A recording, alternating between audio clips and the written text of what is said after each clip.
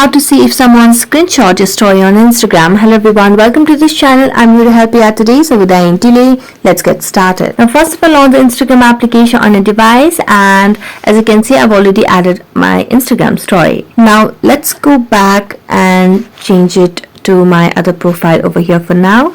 So let's change it to another profile, and as we change the profile, we'll be able to see the story over here, and we'll try to screenshot the story that has been posted. So let's just tap on it and let's just take a screenshot over here. So as we have taken the screenshot, we're going to go back and then tap on our main profile over here.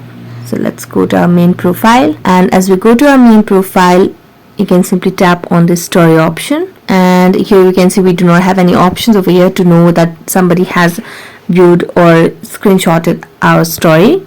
So let's go back and then tap on the notification option, and even here we can see we do not have the option to see if someone has screenshot the story. When tapped on the DM, we do not have that option as well. So therefore we will not be able to see if someone screenshot the story on Instagram. So that's it. Thank you so much for watching this video. See you next time.